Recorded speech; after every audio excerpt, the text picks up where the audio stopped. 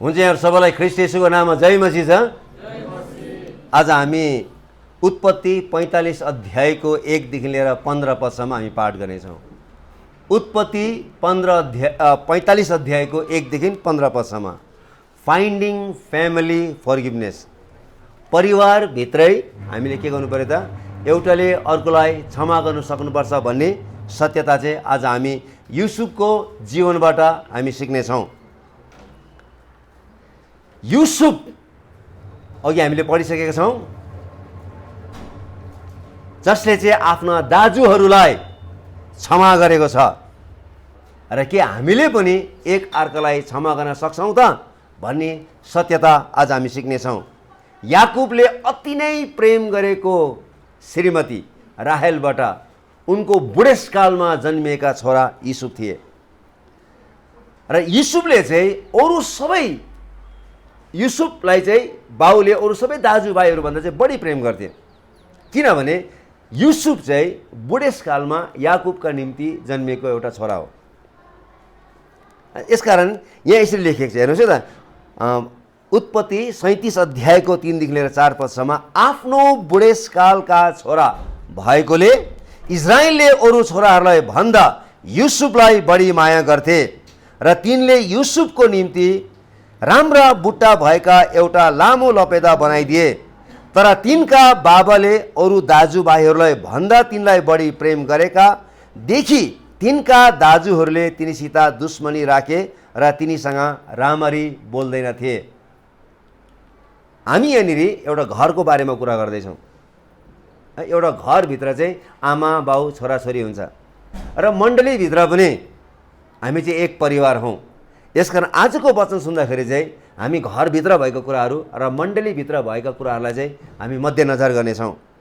र यहाँनिर चाहिँ याकुबको बुढेसकालमा जन्मिएको छोरा युसुफलाई याकुबले अति नै प्रेम गरेको कारणले गर्दाखेरि चाहिँ अरू दाजुहरूले चाहिँ युसुफप्रति डाहा गर्थे अथवा उसप्रति चाहिँ दुश्मनी राखे भन्ने कुराहरू। त्यसपछि केही समयपछि युसुफले सपना देखेको छ र सपना पनि आफ्नो दाजुहरूलाई बताएको छ, आफ्नो आमाबाउलाई बताएको छ। त्यसपछि झन् 37 अध्यायको 11 पद अनुसार तिनका दाजुहरू डाहाले भरियो भन्ने कुराहरू बताएको छ। त्यस पश्चात कसरी हुन्छ, त्यो दाजुहरूले चाहिँ उपाय खोजिरहेको थियो कि यो युसुफलाई चाहिँ कसरी चाहिँ दुःख दिनुपर्छ भन्ने कुराहरू, उसलाई कसरी सताउनुपर्छ भन्ने कुराहरू।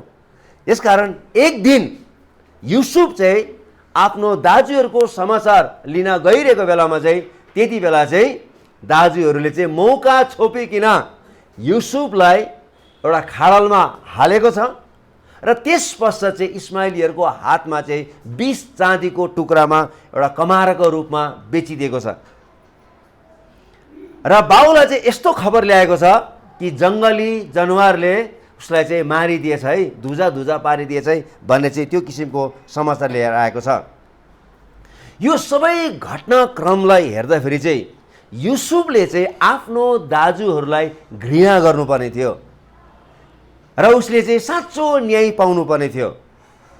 तर युसुफले के गरेछ, यी आफ्ना दाजुहरूलाई, आफ्नो परिवारलाई उसले क्षमा गरेको छ। यसकारण युसुफले आफैलाई है, हेर्नुहोस् त, घृणा गर्नेहरूलाई कसरी चाहिँ क्षमा गर्न सके त? युसुफले ती घृणा गर्ने मानिसलाई कसरी चाहिँ क्षमा गर्न सके त? हामीलाई एकदम गाह्रो हुन्छ। कसैले हाम्रो विरोधमा बोल्यो भनेदेखि चाहिँ, कसैले हाम्रो विरोधमा कुनै ठाउँमा अफवाहहरू चाहिँ फैलायो भनेदेखि चाहिँ हामी त्यस्ता मानिसहरूलाई क्षमा दिन हामीलाई धेरै गाह्रो हुन्छ। युसुफले, हेर्नुहोस् त, युसुफले कम्तीमा पनि 15 वर्षसम्म जेलखानामा बिताएको छ। 17 वर्षको उमेरमा उसलाई कमाराको रूपमा बिक्री गरिदिएको थियो अर्कै देशमा, नयाँ भाषा बोल्ने ठाउँमा, र त्यहाँ पनि चाहिने नचाहिने आरोप लगाएर त्यस पश्चात उसलाई जेलखानामा हालेको थियो। र यो मानिसले 15 वर्षसम्म त्यो ठुलो सङ्घर्ष गरेको छ, एकदमै अप्ठ्यारो परिस्थितिको सामना गरेको छ। यो मान्छेलाई त्यत्तिकै बेचिदिएको छ। तर यो मानिसले, जुन मानिसहरूलाई बेचेको थियो मानिसलाई, त्यो मानिसहरूलाई यो मानिसले क्षमा गरेको छ। कसरी चाहिँ यो मान्छेले क्षमा गर्न सक्यो त? हामीलाई धेरै गाह्रो हुन्छ। तर युसुफले कसरी चाहिँ त्यस्ता व्यक्तिहरूलाई क्षमा गर्न सक्यो त भन्दाखेरि चाहिँ हामी तिनै कुराहरूलाई आज विचार गर्नेछौँ। सबभन्दा पहिलो कुरो चाहिँ जोसेफ भ्यालुड हिज फ्यामिली। युसुफले चाहिँ आफ्नो परिवारलाई महत्त्व दिएको थियो। परिवार किन महत्त्वपूर्ण हुन्छ भन्ने कुरो चाहिँ युसुफले बुझेको थियो। 17 वर्षको उमेरमा जब युसुफलाई मिस्र देशमा बेचिएको थियो, न त उसँग बाउ थियो, न त उसँग आमा थियो, न त उसको दाजुहरू थियो, न त उसको छरछिमेकीहरू थियो, न त आफ्नो जातिहरू थियो। अन्य जातिहरूको बिचमा एक हिब्रू भएर परिवारको अभावमा हुर्केको कारणले गर्दाखेरि यो मानिसलाई परिवार किन महत्त्वपूर्ण छ भन्ने कुरो चाहिँ यो मानिसले जानेको थियो। यसकारण परिवार, ही भ्यालुड हिज फ्यामिली। युसुफले आफ्नो परिवारलाई अत्यन्तै महत्त्वपूर्ण ठानेको थियो। त्यही भएर चाहिँ उसलाई आफ्नै दाजुहरूले बिगार गरेको थियो, आफ्नै दाजुहरूले उसलाई घृणा गरेको थियो, आफ्नै दाजुहरूले उसलाई कमाराको रूपमा बिक्री गरेको थियो, तर पनि उसले आफ्नो दाजुहरूलाई चाहिँ क्षमा गरेको छ। हो, तिनको परिवारले तिनलाई साह्रै नै दुःख दिएको थियो भए तापनि युसुफले तिनीहरूलाई प्रेम गरेको छ। हेर्नुहोस् है, 43 अध्यायको 27 पदमा के लेखेको छ? युसुफले उनीहरूको भलाकुसारी सोधपुछ गरेर, तिमीहरूका बुबा ती वृद्ध मानिस कुशलै छन् अनि के तिनी जीवितै छन्? ल हेर्नुहोस् न, हामी भए त बोल्यौँ थिएन होला। जुन मान्छेले हाम्रो बिगार गरेको छ त्यो मानिस हामीसँग कुरा गर्न आउँदाखेरि चाहिँ हामी सायद बोल्यौँ थिएन होला, हामी फनक्क फर्केर जान्थ्यो होला। तर यहाँनिर चाहिँ उसको आँखाकै अगाडि ती मानिसहरूलाई देखेको छ जसले चाहिँ ती जुन मानिस तिनीलाई चाहिँ समातेर चाहिँ खालाल्न थालेको थियो। र यो युसुफले देखेको थियो 20 चाँदीको टुक्रा त्यही मान्छेहरूले लिएको थियो र यो मान्छेलाई बेचेको थियो युसुफलाई। तर त्यही मानिसहरूको अगाडि युसुफले कति राम्रोसँगले कुरा गरिरहेको छ। हेर्नुहोस् त, सोध्नु तिमीहरू कस्तो छौ, तिमीहरूको बुबा कस्तो हुनुहुन्छ, के उहाँ चाहिँ जीवितै हुनुहुन्छ? कति राम्रो कुराहरू। एउटा क्रिस्चियन हृदय भएको मानिस, साँचो पवित्र परमेश्वरलाई चिनेको मानिस। हेर्नुहोस् त, त्यसपछि के भनेको छ? 43 अध्यायको 29 र 30 पदमा युसुफले यसो हेरेर आफ्नो भाइ आफ्नै आमाको छोरा बिन्यामिनलाई देखेर भने, तिमीहरूले मसँग कुरा गरेको तिमीहरूको कान्छो भाइ यही हो? अनि युसुफले भने, हे मेरो छोरा, परमेश्वरको अनुग्रह तँमाथि रहोस्। तिनका भाइहरूको खातिर तिनको हृदय स्नेहले भरिएर आएकोले रुन मन लागेर युसुफ आतुरी साथ ठाउँ खोजे र आफ्नो कोठाभित्र पसेर तिनी रोए। हेर्नुहोस् त, आफ्नो भाइहरूप्रति उसको माया, उसको ममता, आदर, इज्जत हामी यहाँबाट देख्छौँ। त्यही मान्छेले यो मान्छेलाई बिगार गरेको थियो। जब युसुफले आफैलाई आफ्ना दाजुहरूलाई म युसुफ हुँ भनी जाहेर गरे, तब तिनी चर्को स्वरले रोए। म युसुफ हुँ भनेर जब उसले जाहेर गरे तब ऊ चर्को स्वरले रोएको छ। हेर्नुहोस् 45 अध्यायको 2 र 3 पदमा लेखेको छ, अनि तिनी यति ठुलो स्वरले रोए कि मिश्रीहरूले पनि यो सुने र फारोको परिवारले पनि यो कुरा थाहा पाए। युसुफले आफ्ना दाजुभाइलाई भने, म युसुफ हुँ, के मेरो बुबा जीवितै हुनुहुन्छ? तर तिनका दाजुहरूले तिनलाई जवाब दिन सकेनन् र उनले तुरुन्तै जाऊ बाउलाई बोलाएर ल्याऊ, हेर मेरो गौरव भनिदियो मेरो बाउलाई, म कुन अवस्थामा छु भन्ने कुराहरू। जब बाउ आइपुगे, बाउलाई भेट्ने बित्तिकै 46 पदको 29 पदमा हेर्नुहोस् त के लेखेको छ? जब तिनले आफ्नो बाबुलाई देखे, तिनले आफ्ना बाबुलाई अङ्गलो हारेर धेरै बेरसम्म रोए भन्ने कुरा है। धेरै बेरसम्म है उनीहरू चाहिँ अङ्गलो मारेर रोएको छ। हामीले युसुफको जीवनबाट सिक्नुपर्ने कुराहरू के छ भन्दाखेरि चाहिँ तिनले आफ्नो परिवारलाई कति धेरै माया गर्दो रहेछ भन्ने कुरो चाहिँ हामीले बुझ्नुपर्छ। फ्यामिली इज भेरी इम्पोर्टेन्ट भन्नु खोजेको। परिवारमा श्रीमान श्रीमती, दाजुभाइ, दिदीबहिनीहरू हुन्छ। फ्यामिली भनेपछि एउटा युनिट हो, एकाइ भन्छ नेपालीमा होइन, युनिट हो। यो युनिट चाहिँ एकदमै बलियो हुनुपर्छ भन्ने कुरो चाहिँ युसुफले सिकाएको कुरा छ। तिनका 10 जना दाजुहरूले तिनलाई एक कमाराको रूपमा बेचेको भए तापनि, तिनलाई धोका दिएको भए तापनि, तिनलाई चोट पारेको भए तापनि तिनले परिवार भनेको परिवारै हो र परिवारको महत्त्व कति धेरै रहेछ भन्ने कुरो चाहिँ 15 वर्षको अन्तरकालमा उसले बुझेको थियो। यसकारण उसलाई घृणा गर्ने दाजुहरूलाई पनि उसले के गरेको छ त? एक्सेप्ट गरेको छ। आफ्नै दाजुहरूलाई, घृणा गर्ने दाजुहरूलाई स्वीकार गरेको छ। युसुफलाई थाहा थियो कि परिवार एउटा सानो युनिट हो भन्ने कुराहरू। यसकारण परिवार नै है, परिवारले नै परिवारको चाहिँ रक्षा गर्नुपर्छ भन्ने कुराहरू युसुफले बुझेका थिए। किनभने युसुफले 15 वर्षसम्म अर्कै ठाउँमा बिताएको थियो। र झन्डै 13 वर्षसम्म त उसले जेल खानामा मात्रै बिताएको थियो। र त्यति बेला उसले आफ्नो महसुस गरेको थियो कि फ्यामिलीले कसरी चाहिँ एकअर्कालाई, यदि युसुफको परिवार मिस्र देशमा भएको भएदेखि सायद युसुफलाई त्यहाँबाट निकाल्ने थियो होला, तर त्यो परिवार नभएको कारण त फेरि उसलाई कसैले पनि ढरोटीमा निकाल्न सकेन। उसको निम्ति मुद्दा लड्ने थियो होला, तर उसको परिवार त्यहाँ थिएन। यसकारण उसले यो कुरो बुझे कि परिवारले नै परिवारको रक्षा गर्नुपर्छ भन्ने कुराहरू। युसुफलाई थाहा थियो कि तिनका परिवार यही हो र यो बाहेक मेरो अरू कुनै पनि परिवार हुन सक्दैन भन्ने कुराहरू। रगतको नाता र विश्वासको नाता अत्यन्तै महत्त्वपूर्ण हुन्छ भन्ने कुराहरू है त। हामी रगतको नाताहरूमा हामी घर परिवार बस्छौँ, तर हामी विश्वासको नातामा हामी मण्डलीमा आउँछौँ, चर्चमा आउँछौँ, र हामी चाहिँ यो एउटा परिवार हो, यो एउटा ढिक्का हो, यो एउटा युनिट हो। यो युनिटभित्र हामी जहिले पनि मिलेर बस्नुपर्छ, एउटाले अर्कोलाई आदर गर्नुपर्छ, श्रद्धा गर्नुपर्छ, इज्जत गर्नुपर्छ भन्ने कुरो चाहिँ हामीलाई युसुफले सिकाएको छ। जब हाम्रो आफ्नै परिवारले हामीलाई धोका दिन्छ, हाम्रो बारेमा कुरा काट्छ, हामीलाई निराश तुल्याउँछ, तब हामी के गर्छौँ त? के त्यो समयमा हामी परिवारको महत्त्वलाई बुझ्छौँ? कि हाम्रो परिवार र हाम्रो विवाहलाई कि त्यति बेला साँच्चै नै हामी महत्त्व दिन्छौँ त? किनभने हिब्रू 13 अध्यायको 4 पदमा यसरी लेखेको छ, सबैको बिचमा विवाह चाहिँ आदरणीय होस्। विवाहमा कतिचोटि चाहिँ श्रीमानले गल्ती गर्छ, विवाहमा कतिचोटि श्रीमतीले गल्ती गर्छ, तर पनि हामीले एकअर्कालाई के गर्नुपर्छ त? आदर गर्नुपर्छ। हामीले एकअर्काको कमजोरीलाई बुझ्नु आवश्यक छ। हामी कोही पनि सिद्ध व्यक्तिहरू छैनौँ। कोही बेला श्रीमतीले गल्ती गर्छ, कोही बेला श्रीमानले गल्ती गर्छ, तर हामीले एकअर्कालाई बुझ्नु आवश्यक छ। किनभने परमेश्वरले श्रीमान र श्रीमतीलाई एउटै शरीरको रूपमा जोड्नु भएको छ। यो एउटा घर हो, परमेश्वरले निर्माण गर्नुभएको एउटा घर हो। हामी एकअर्काको गल्तीलाई भन्दा पनि हामीले एउटाले अर्कोको भलाइ खोज्नुपर्छ। कसरी मेरो श्रीमतीलाई मैले भलाइ गर्न सक्छु, कसरी मैले श्रीमानलाई म खुसी पार्न सक्छु, कसरी उसको म भलाइ खोज्न सक्छु भन्ने त्यो सत्यता चाहिँ हामीले बुझ्नुपर्छ। हामीले मेरो श्रीमान यस्तो छ, मेरो श्रीमती यस्तो छ भनेर हामीले गाउँमा हामी चाहिँ ढ्याङ्ग्रो ठटाउनु पर्दैन है। कति ठाउँमा अहिले के भइरहेको छ भन्दाखेरि चाहिँ परिवारमा गल्ती हुन्छ र त्यो खबर चाहिँ कहाँ पुग्छ? अर्कै घरमा पुग्छ, र त्यो घरले फेरि त्यो घर रेडियो नेपाल हो, फेरि त्यो घरबाट फेरि फल्दै फुल्दै फुल्दै फुल्दै कहाँ पुग्छ। यो त घरभित्र भएको 4 कोठाभित्र भएको कथा घटना कहाँ पुगिसकेको छ त? नेपाल अधिराज्यभरि मात्रै होइन, विदेशमा पनि पुग्छ। अनि चाहिँ गलत भइरहेको छ। घरभित्र भएको कुरा चाहिँ घरभित्रमै सीमित हुनुपर्छ। श्रीमान श्रीमती छोराछोरीको झगडा, एकअर्काप्रतिको रिस डाहा क्रोध, त्यो सबै घरभित्र नै मिल्नुपर्छ। यो एउटा परिवार हो, यो एउटा युनिट हो। हरेक आमा बाउले र हरेक छोराछोरीले यो कुरो बुझ्नुपर्छ कि मेरो निम्ति बाउ अत्यन्तै महत्त्वपूर्ण, मेरो निम्ति आमा अत्यन्तै महत्त्वपूर्ण, मेरो निम्ति श्रीमान अत्यन्तै महत्त्वपूर्ण, मेरो निम्ति श्रीमती अत्यन्तै महत्त्वपूर्ण। हरेक आमा बाउले बुझ्नुपर्छ कि मेरो छोराछोरी चाहिँ अत्यन्तै महत्त्वपूर्ण हो।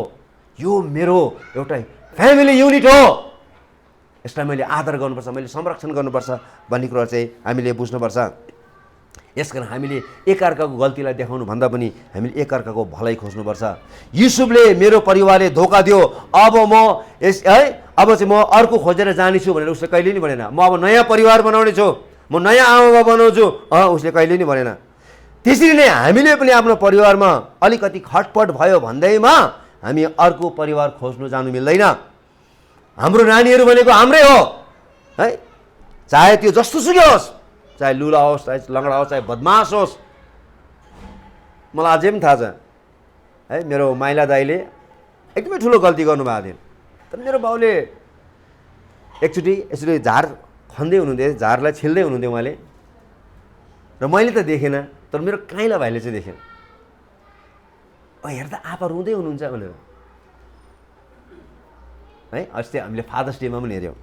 बाउको हृदय, खालि हामीले आमाको हृदयको मात्रै हामी प्रशंसा गर्छौँ, तर बाउको हृदयभित्र भएको कतिवटा पीरहरूलाई चाहिँ उनीहरूले पनि आँसुबाट नै बगाइरहेको हुन्छ। यसकारण चाहिँ हाम्रो छोराछोरी जस्तो सुकै होस्,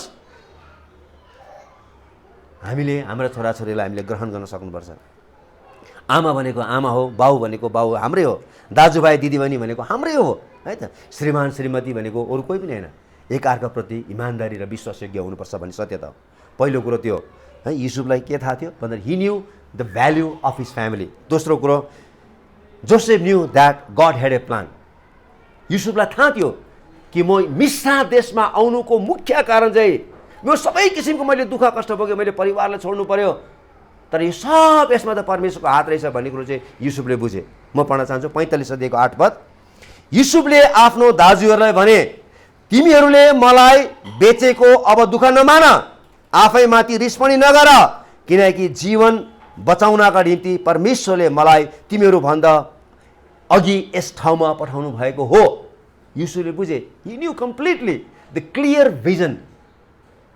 सो थाहा पायो कि परमेश्वरले चाहिँ मलाई यहाँ पहिला नै पठाउनु भएको रहेछ जीवन बचाउनका निम्ति भन्ने कुराहरू। अनिकालको समयमा कसरी बुद्धिपूर्ण रूपले मिश्रा देशमा भएका अन्नहरूलाई सञ्चय गर्न र फारोलाई सरसल्लाह दिन र परमेश्वरले युसुफलाई पठाउनु भएको हो भन्ने कथा हामी सबैलाई थाहा छ। परमेश्वरले युसुफलाई मिश्रा देशमा ल्याउनुको कारण चाहिँ अब्राहमको वंशलाई चाहिँ समृद्धि है, प्रिजर्भेन्स है, एकदम सुरक्षा गर्नको निम्ति चाहिँ परमेश्वरले ल्याउनु भएको थियो। किनकि परमेश्वरलाई थाहा थियो कि यही अब्राहमको वंशबाट संसारलाई मुक्ति दिनका निम्ति मुक्तिदाता यीशु ख्रीष्ट आउनुहुन्छ भन्ने सत्यता थियो र त्यो ठाउँमा एकदमै घोर अनिकाल परेको थियो र तिनीहरू नष्ट हुनेछ। युसुफ आफैले पनि भनेको छ, यदि तपाईँ त्यहीँ बस्नु भने तपाईँहरू नष्ट हुनुहुनेछ, तपाईँहरू दरिद्र हुनुहुनेछ, तपाईँ आउनुहोस्, किनभने परमेश्वरले मलाई यहाँ पठाउनु भएको।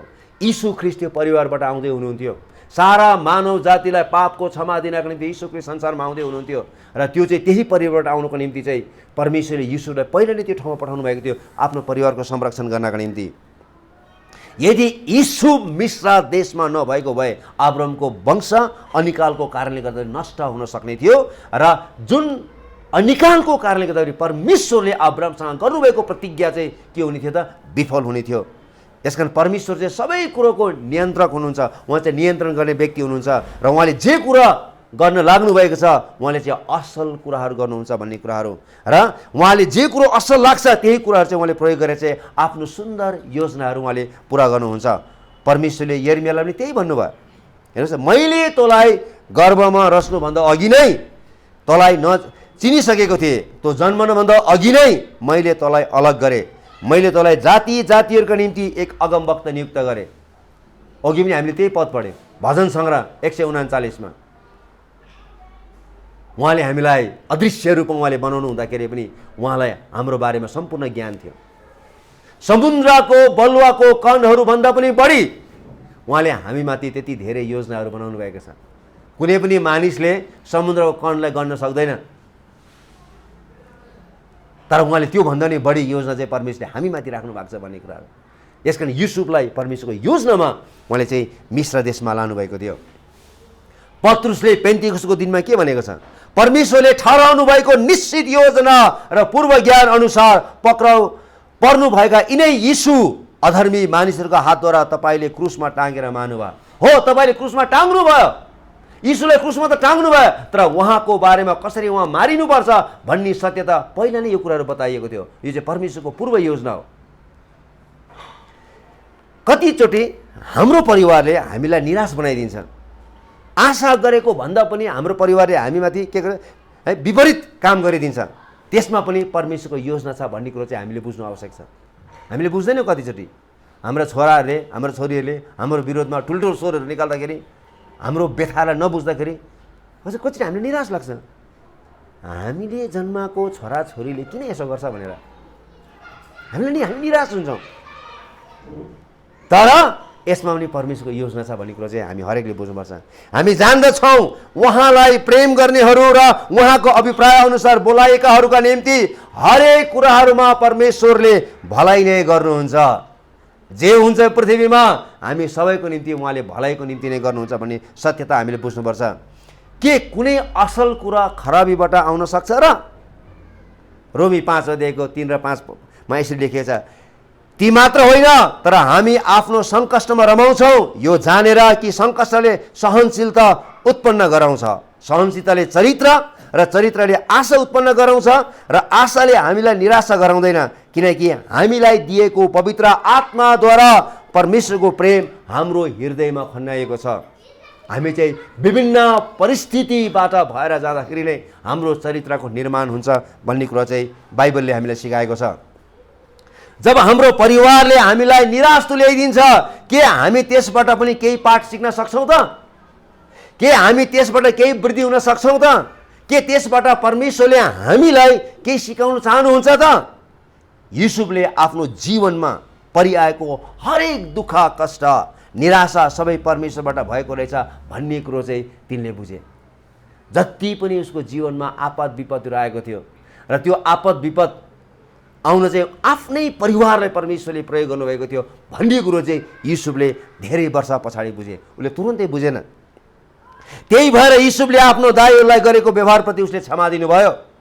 के हामी पनि त्यसरी नै परमेश्वरबाट आएको हो भनी बुझ्न सक्छौँ र के एक अर्कालाई हामी क्षमा गर्न सक्छौँ त? तेस्रो कुरा, he knew he had to do right thing. उसलाई थाहा थियो मैले ठिक किसिमको काम गर्नुपर्छ भन्ने कुराहरू। त्यही भएर चाहिँ उसले आफ्नो दाजुहरूलाई क्षमा गरेको छ है। हाम्रो मण्डलीमा पनि होइन हामी एक अर्काप्रति हामी रिसाउँछौँ, एक अर्काको हामी कुरा काट्छौँ, एक अर्कालाई हामी चाहिने नचाहिने मेसेजहरू गर्छौँ। तर राम्रोसँगले विचार गर्नुहोस् कि हामीले एउटाले अर्कोलाई हामी क्षमा गर्न सक्छौँ के त? युसुफका दाजुहरूले युसुफलाई देख्ने बित्तिकै ऊ आयो अब त्यसलाई ठिक पार्नुपर्छ, आयो आयो आयो आयो आयो आयो। अहिले हामी पनि होइन, हामी कोहीसँग अलिकति रिसाएको अवस्था ग्रुप मिलेर अनि आयो आयो आयो आयो। युसुफको दाजुहरू र हामीमा केही पनि फरक छैन, केही पनि फरक छैन। तर युसुफलाई हेर्नुहोस् त, युसुफ फरक किसिमको चरित्र भएको व्यक्ति थियो। युसुफले उनीहरूलाई भने यसो गर तिमीहरू बाँच्नेछौ किनकि म परमेश्वरसँग डराउँछु, म परमेश्वरसँग डराउँछु। राम्रोसँगले विचार गर्नुहोस् त, यो मान्छेलाई त्यहाँ पठाइदिएको छ, कमारा बनाएर पठाइदिएको छ, खाडलमा फालेको छ, त्यहाँनिर यति साह्रो कुटेको छ ती मान्छेलाई, ठिङ्गुरो हानेर उसलाई जेलखानामा राखिएको छ। पछि के भएको छ त? पोतिफरको घरमा उसलाई नचाहिने व्यवहार गरेर आरोप लगाएर उसलाई त्यहाँबाट फेरि अर्को जेलखानामा हालेको छ। तपाईँ राम्रोसँगले विचार गर्नुहोस् त। हामी भएको भएदेखि म चर्चै जाँदिनँ, खोइ त परमेश्वर, खोइ त परमेश्वर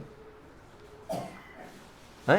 धेरै मान्छेहरू टाढो हुन्छ जब मान्छेको जीवनमा दुःख आउँछ नि, परमेश्वरै छैन भन्न थाल्छ। तर युसुफको जीवनलाई हेर्नुहोस् त, उसले यो सबै कुराहरू दुःख भोगेको छ तर उसले के भन्दैछ? आई फियर गड, म परमेश्वरसँग डराउँछु। जब हामी युसुफको जीवनलाई हेर्छौँ तब तिनले साँच्चै परमेश्वरको आदर गरेको हामी भेटाउँछौँ। युसुफलाई मिस्र देशमा बेचिएको थियो र त्यहाँ चाहिँ एउटा ठुलो परिवारले किनेर लिएर आएको थियो युसुफलाई, ठुलो अङ्गरक्षकले किनेर ल्याइदियो पोतिफरको घरमा। र त्यो पोतिफरको घरको श्रीमतीले युसुफलाई एकदमै राम्रो देखेर चाहिँ उसले चाहिँ उसँग सुत्नको निम्ति प्रस्ताव राखेको छ। तर युसुफले हरेकचोटि इन्कार गरेको छ र साह्रै नै जिद्दी गरेको कारणले गर्दाखेरि चाहिँ युसुफले यसो पनि भनेको छ, यस घरमा म भन्दा ठुलो कोही पनि छैन, उहाँले तपाईँ बाहेक सबै कुरो मलाई मेरो मालिकले दिनुभएको छ। किनभने तपाईँ उहाँको पत्नी हुनुहुन्छ, तब कसरी यस्तो घोर दुष्ट काम गरेर परमेश्वरको विरोधमा मैले पाप गर्नु? हेर्नुहोस् त, त्यस्तो सङ्कष्ट भएर गइरहेको छ, ऊ एकदमै हेलित भएको थियो, कमारा भएर बेचेको छ र पनि उसले परमेश्वरको आदर गरेको छ, उसले गलत काम गरेको छैन। र त्यो स्त्रीले जबरजस्ती गर्दाखेरि चाहिँ युसुफ त्यहाँबाट भागेको छ र फेरि उसलाई नचाहिने आरोपहरू लगाएर चाहिँ जेलखानामा राखेको छ। जब युसुफ जेलखानामा हालियो तब त्यहाँ पनि दुईजना मानिसहरू आइपुगेको थिए जेलखानामा। फिरौन राजाको, फारो राजाको मुख्य पकाउने र पियाउने, र तिनीहरूले सपना देखेको थियो र सपनाको अर्थ नबुझेर निराश थियो। युसुफलाई थाहा थियो यो कुराहरू। युसुफले है उनीहरूको अर्थ म खोल्न सक्दिनँ, तिमीहरूको अर्थ भन्नु सक्ने थियो। म आफै त चाहिने नचाहिने आरोप लगाएर यस्तो सङ्कष्ट यस्तो अप्ठ्यारो परिस्थितिमा छु, जुनसुकै सपना देख मलाई मतलब छैन, मर कि बाँचा, उसले भनेन त्यो कुराहरू। तर उनीहरूको भलाइ खोज्यो। ओहो तिमीले के सपना देख्यो लु भन त? कति राम्रो कुरा, कति राम्रो स्पिरिट। हेर्नुहोस् न, ऊ आफै प्रेसरमा छ तर उसले चाहिँ अरूको भलाइ खोजिरहेको छ। ओहो तिमीले देखेको सपना त यस्तो भयो, राम्रोसँगले अर्थ खोलिदियो। त्यसपछि फिरौन राजाले सपना देख्यो र त्यो सपनाको अर्थ खोलिदिनको निम्ति युसुफले लिएर गयो। त्यसपछि चाहिँ युसुफ मिस्र देशको अधिपति, ठुलो मालिक भएको कुराहरू हामी भेटाउँछौँ। तिनीहरूसँग बदला लिएनन् है त। आफ्नो जब उनी ठुलो अधिपति भएको थियो, एकदमै ठुलो मिस्र देशको मालिक भएको थियो, सारा अन्नको भण्डारको साँचो उसँग थियो। उसका दाजुहरू किन्नको निम्ति आएको थियो कनान देशबाट। युसुफले चिनिहाल्यो, ओहो तिमीहरू नै हो त भनेन म तिमीलाई चिन्दिनँ, गेट आउट भनेन। होइन, हामीलाई जुन मान्छेले हामीलाई बिगार गरेछ त्यो मान्छेलाई हामी के गर्छौँ, छिट्टै रियाक्सन देखाउँछौँ। तर यहाँनिर युसुफले त्यस्तो गरेन, गो अवे भनेन, म तिमीलाई अन्न दिन सक्दिनँ भनेन। हेर्नुहोस् त कति राम्रो। तर कसरी हुन्छ, आफ्नो कान्छा भाइलाई झिकाउनको निम्ति चाहिँ ती दाइहरूलाई केही अनुशासनमा राखेको छ युसुफले। आफ्नो कान्छा भाइ र आफ्नो बाउलाई कनान देशबाट आफ्नो देशमा झिकाउनु, आफ्नो ठाउँमा भएकोमा ल्याउनको निम्ति चाहिँ उसले चाहिँ तिनीहरूलाई केही अनुशासनमा राखेको कुरा भेटाउँछौँ। यसमा हामीले कसरी बोल्नुपर्छ त्यो कुरो चाहिँ हामीले सिक्नुपर्छ। We can seek to speak properly. Bible धर्मशास्त्र कलसी 4:6 यसरी लेखेको छ, नुनले स्वादिलो पारे जस्तै तिमीहरूको बोली वचन सधैँ कृपालु होस्, ताकि प्रत्येकलाई कसरी जवाब दिनुपर्ने हो सो तिमीहरूले जान। जब हामी निराश हुन्छौँ, रिसाएका हुन्छौँ भने के हाम्रो बोली नुनले स्वादिलो पारे जस्तो हुन्छ त? कि त्यस्ता व्यक्तिहरूलाई चाहिने नचाहिने शब्दहरू ठाउँबाट निकालेर हामी झटाएर हान्छौँ है। विभिन्न शब्दकोशमा नभएको शब्दहरू हामी निकालेर हामी झटाएर हान्छौँ। हामी कसरी चाहिँ हामीले मानिसहरूसँग व्यवहार गर्छौँ त? हामी त्यस्ता व्यक्तिहरूसँग जब हामी रिसमा कुरा गर्छौँ के हाम्रो साँच्चै शब्दहरू, हाम्रो बोली वचनहरू नुनले स्वादिलो पारे जस्तै हुन्छ त? हाम्रो परिवारको सदस्यहरूले हाम्रै विरोधमा जतिसुकै कुराहरू काटे तापनि, बदनाम गरे तापनि त्यसलाई सच्याउन खोज्छौँ कि बिगार्न खोज्छौँ? पहिलो पत्रुस 4:8 बाइबलमा यसरी लेखेको छ, प्रेमले असङ्ख्य पापहरू ढाक्छ। जब हामी एकअर्कालाई माया गर्छौँ, एकअर्कालाई वास्ता गर्छौँ, फिक्री गर्छौँ, हामीले कहिले पनि त्यो मान्छेको गल्तीलाई देख्दैनौँ, किनभने प्रेमले चाहिँ असङ्ख्य पापहरू ढाक्छ भन्ने कुरो चाहिँ बाइबलमा लेखिएको छ। जब हाम्रो परिवार हाम्रै विरोधमा खडा हुन्छ त्यस बेला निर्णय हाम्रो हातमा हुन्छ। हामीले के गर्ने त? हामीले युसुफ जस्तै परिवारलाई ठिकसँगले मेलमिलाप गर्न चाहन्छौँ कि परिवारको अरू सदस्यहरूलाई भड्काएर परिवारलाई भत्ताभुङ्ग पार्न चाहन्छौँ? फोन गरेर फल्ना त यस्तो पो छ अरे हौ, उसलाई मेसेज गर्छ, उसले ल अब भेटेर चाहिँ त्यसलाई झिकाएर चाहिँ के गर्नुपर्छ त? त्यसको चाहिँ बदनाम गर्नुपर्छ। गलत, यो गलत हो। युसुफको जीवनबाट हेर्नुहोस् त, युसुफले के गरेको छ? युसुफले मेलमिलाप गराएको छ, उसले बिगार्न खोजेको छैन। हामीले कहिले पनि हाम्रो परिवारलाई, मण्डली परिवारलाई र हाम्रो घर परिवारलाई हामीले कुनै पनि मूल्यमा हामीले बिगार्न दिनु हुँदैन। कसरी हुन्छ? हामीले सच्याउनुपर्छ। कसरी हुन्छ? हामीले मिलाउनुपर्छ। हाम्रो परिवारको हामीले संरक्षण गर्नुपर्छ। यदि हामीले ईश्वरको राज र उहाँको धार्मिकतालाई पहिलो स्थान दियौँ भने हामी पनि युसुफ जस्तै भन्न सक्छौँ, म परमेश्वरको आदर गर्छु भन्ने कुराहरू। जब हाम्रो परिवारले हामीलाई धोका दिन्छ तब हामीले के गर्नुपर्छ त? यसरी लेखेको छ है, रोमी 12:19 बाइबलमा, हामीले कहिले बदला लिनु हुँदैन।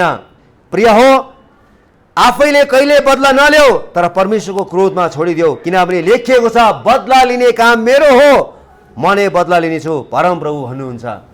हामीले बदला लिने होइन, परमेश्वरले बदला लिनेछ। हाम्रो विरोधमा जो खराबीमा उठ्छ हामीले एकअर्काको विरोध गर्ने होइन। हेर्नुहोस्, हि स्टिल सर्भ। युसुफले त्यस्तो भयानक रूपले उसको दाजुले उसलाई थिचोमिचो पारेर कैदमा है पुरै कमाराको रूपमा बेचेको भए तापनि युसुफले तिनीहरूको सेवा गरेको छ। कति राम्रो कुरा। हेर्नुहोस् त, तिनले आफ्नो दाजुहरूलाई अन्न दिएर तिनीहरूको सेवा गरेको छ, प्रशस्त अन्न दिएको छ। जुन मान्छेहरूले उसलाई घृणा गरेको थियो, जुन मान्छेले उसलाई बेचेको थियो, तिनीहरूलाई नि अन्न दिएर पठाइन्छ। खाऊ, नडराऊ, चिन्ता नगर, लिभ ह्याप्पिली। कति राम्रो कुरा, लिभ ह्याप्पिली। प्रशस्त मात्रामा तिनीहरूको लागि मात्रै होइन, तिनीहरूको घर परिवारको लागि। त्यति मात्र होइन, सबभन्दा उत्तम ठाउँ, the best place in Egypt, मिस्र देशको सबभन्दा राम्रो ठाउँमा तिनीहरूलाई चाहिँ लगेर चाहिँ राखेको छ। हेर्नुहोस् त, जब तिनका दाजुहरू दोस्रोपल्ट अन्न किन्नको निम्ति आएका थिए, युसुफले तिनीहरूलाई भोज दिएको छ, आफ्नो शत्रुहरूलाई। कति राम्रो कुरा। हेर्नुहोस् त, हामी त कालो चिया पनि दिँदैन होला है। राम्रोसँगले विचार गर्नुहोस् त, बाइबलले यति राम्रो कुराहरू सिकाएको छ, तर हामी चाहिँ व्यवहारमा हामी त्यो बाइबलको कुराहरूलाई हामी चाहिँ मान्नै सक्दैनौँ। किन हो किनभने हामीमा स्वार्थ छ, हामीमा डाह छ, हामीमा क्रोध छ, हामीमा काहीँ न काहीँ पापले राज गरिरहेको छ। त्यही भएर चाहिँ हामीले एउटाले अर्कोको सेवा गर्न सक्दैनौँ। युसुफले के गरे हेर्नुहोस् त, जब युसुफले उनीहरूको साथमा बिन्यामिनलाई देखे तब तिनले आफ्नो घरको भण्डारेलाई भने यी मानिसहरूलाई मेरो घरमा लैजाऊ र एउटा पशु मारेर तयार गर, किनभने यी मानिसहरूसँग आज दिउँसो म भोजन खानेछु। कति राम्रो भोज दिएको छ। जबकि हिब्रूहरू र मिश्रीहरू एकअर्कालाई मन पराउँदैन थिए र यिनीहरू गोठालाहरू हो र मिश्रीहरूले गोठालालाई घृणा गर्थे। तर यो मान्छेले आफ्नो घरमा भोज दिएको छ। युसुफले आफ्नो दाजुहरूलाई मिश्र देशमा बस्ने बन्दोबस्त गरिदिए। हेर्नुहोस् है त, जब युसुफले आफ्ना बुबा र दाजुभाइहरूलाई बसोबास गराए र फारोको हुकुम अनुसार तिनले मिश्रमा भएको सबैभन्दा असल ठाउँ अर्थात् रामसेस भनिने इलाकामा उनीहरूका अधिकारमा जग्गा जमिन दिए। कति राम्रो कुरा। युसुफ एक ठाउँमा बसेर तिनीहरूले गरेको कुरा सम्झिँदै त्यसले मलाई यसो गर्यो उसो गर्यो भनेर बसेन। हामी चाहिँ त्यसो गर्छौँ, बरु अर्कोलाई पनि बोलाउँछौँ, त्यसले मलाई यसो गर्यो के गर्नुपर्छ सिकाउन हौ, मलाई बुद्धि नै आएन भन्छ। हामी त मान्छे जम्मा गरेर कसरी हुन्छ मान्छेलाई विरोध गर्न चाहन्छौँ, उसको सबै उसलाई नाङ्गो बनाउन चाहन्छौँ, उसको चरित्रलाई हत्या गर्न चाहन्छौँ। तर युसुफले त्यसो गरेन। तर युसुफले तिनीहरूको सेवा गरेको छ। यी सर्वदेन हाम्रो परिवारले हाम्रो विरोधमा जतिसुकै गलत गरेको भए तापनि हामी तिनीहरूको सेवा गर्न सक्नुपर्छ। प्रभु यीशुले त्यही भन्नुभयो, तिमीहरूको बिचमा यस्तो हुने छैन, तर जो तिमीहरूमा ठुलो हुने इच्छा गर्दछ त्यो तिमीहरूको सेवक हुनुपर्दछ। जो तिमीहरू मध्ये पहिलो हुने इच्छा गर्दछ त्यो तिमीहरूको कमारा हुनुपर्दछ। जसरी मानिसको पुत्र सेवा पाउनलाई होइन तर सेवा गर्नलाई धेरैको छुटकाराको मूल स्वरूप आफ्नो प्राण दिनको निम्ति आउनुभयो। प्रभु यीशु ख्रीष्ट सेवा लिनको निम्ति होइन तर सेवा दिनको निम्ति आउनुभयो। र यो चाहिँ उहाँले हामीलाई एकदमै राम्रो उदाहरण दिनुभएको छ। हामीले कहिले पनि एकअर्काको सेवा खोज्नु हुँदैन। हामीले सकेसम्म हामीले अरूको सेवा गर्ने हामीले मौका खोज्नुपर्छ। अन्तिममा हामी आइपुगेछौँ। मानिसहरूले हाम्रो बिगार गरे तापनि हामीले तिनीहरूको सेवा गर्नको निम्ति मौकाहरू खोज्नुपर्छ। कसरी यो मान्छे, त्यो मान्छेले मलाई यति नराम्रो भनेको छ, त्यो मान्छेले मलाई यस्तो यस्तो गरेको छ, तर हाउ क्यान आई हेल्प, म कसरी त्यो मान्छेलाई म सहायता गर्न सक्छु, कसरी त्यो मान्छेको म सेवा गर्न सक्छु, त्यो किसिमको स्पिरिट चाहिँ हामीले डेभलप गर्नुपर्छ। त्यसले मलाई यसो गर्यो पख, त्यसलाई अब मैले के गर्नुपर्छ मैले जानेको छु। त्यस्तो गलत सोच ल्याउनै हुँदैन। त्यस्तो गलत सोच चाहिँ दुष्ट शैतानबाट आउँछ। ओहो त्यो मान्छेसँग होसियारै, त्यो त डरलाग्दो खेलाडी रहेछ, त्यस्तो पनि भन्नु हुँदैन।